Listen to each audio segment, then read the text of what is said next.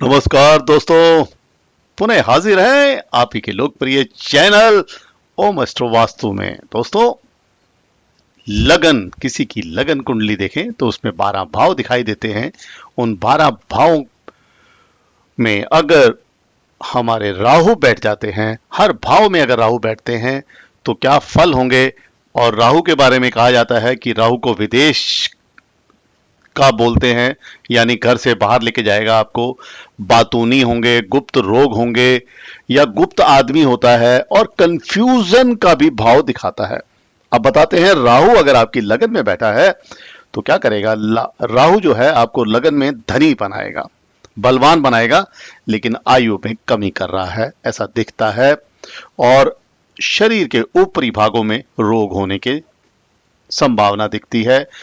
ऐसे लोगों की संतान भी कम होती है, बच्चे कम होते हैं, मस्तिष्क का रोगी भी होता है।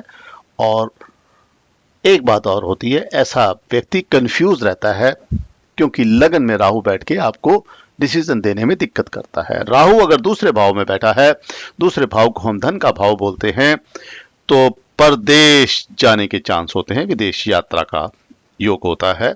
धनवान नहीं होता, कपटवाणी होती है, मुख्य रोग भी होने के चांस होते हैं, मुंह में छाले भी हो सकते हैं। और राजा से धन प्राप्ति का भी योग बनता है, यानी कोई जॉब भी कर सकते हैं या कोई राजा से कॉन्ट्रैक्ट वगैरह मिलने का भी दिखाई देता है इस द्वितीय भाव में बैठने के कारण। कुंडली का तीसरा भाव बोलते हैं साहस का, छोटे भाई बहनों का।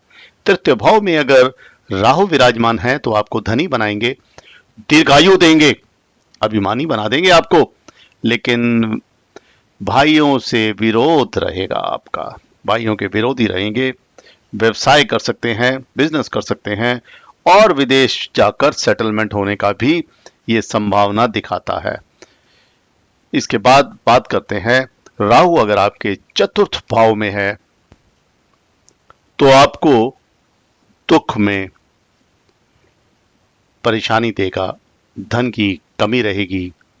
और ऐसे चौथे भाव में राहु के कारण आपको लोग मूर्ख बोलेंगे, सुखी नहीं रह पाता, माता का भी कलेश रहेगा, असंतोषी रहेगा, व्यवसाय करेगा लेकिन कपट या गलत कामों से व्यवसाय को आगे बढ़ाने की कोशिश करेगा ऐसा व्यक्ति।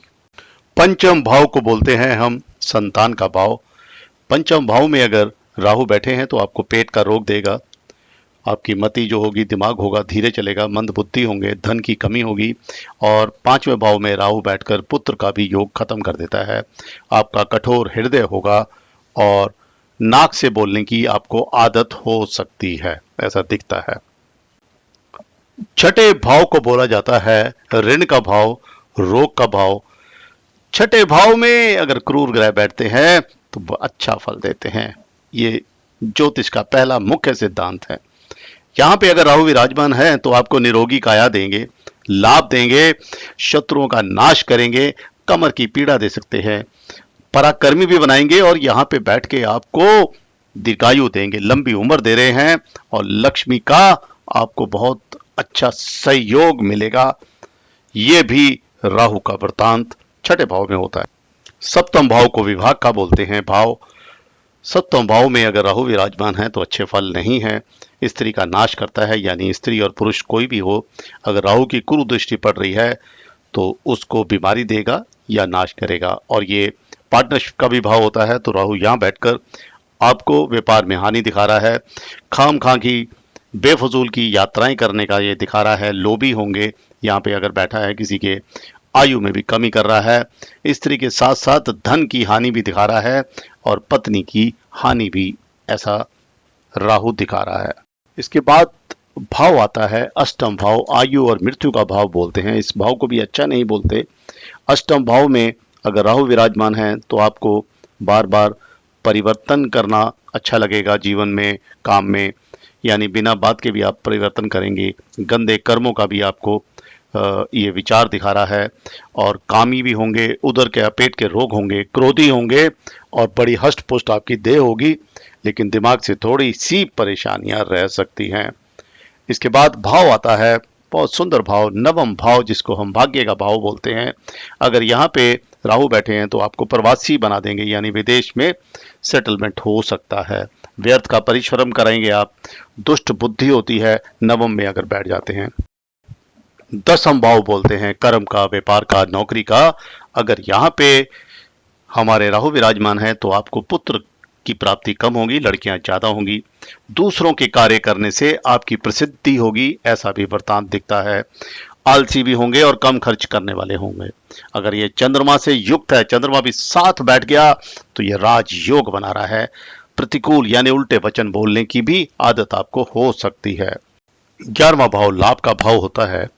अगर यहाँ एकादश भाव में अगर राहु विराजमान है तो आपको धन की वृद्धि देंगे, आयु में भी वृद्धि कर रहे हैं, लेकिन कान के रोग हो सकते हैं। यहाँ पर राहु बैठकर आपके सारे अरिष्टों का नाश करता है और कोई भी कार्य में अगर रुकावट आ रही है उनको भी दूर करता है, और यहाँ पे बैठ के राहु आपको लंबी उम्र भी देता है। 12वां भाव जिसको हम व्यय का भाव, एक्सपेंडिचर का बोलते हैं, विदेश यात्रा का और जेल का भाव बोलते हैं। यहाँ पे अगर राहु बैठ गए तो राहु आपको खर्चीला बना रहे हैं, राहु आपको यहाँ पे मूर्ख बना रहे हैं। परिश्रम में तो बहुत करेंगे और सरकार के या कहीं के भी सेवक का काम देंगे, आप किसी भी बॉस का काम नहीं कर पाएंगे। घर से बाहर रहने का भी ये संकेत दे रहा है। खर्चे बहुत ज़्यादा होंगे और ऐसे में राहु यहाँ पे आपको कामी भी बना रहा है, क्योंकि ये घर शैया सुख का भी होता है। आपका हमारे चैनल को देखने का धन्यवाद, उसको आगे बढ़ाने का बहुत बहुत धन्यवाद। जिन दोस्तों ने अभी तक चैनल को सब्सक्राइब नहीं किया उनसे निवेदन करेंगे प्लीज़ चैनल को सब्सक्राइब करें। एक प्रश्न पूछें, ये नंबर दे रहा हूं, निःशुल्क उत्तर दूंगा एक प्रश्न का।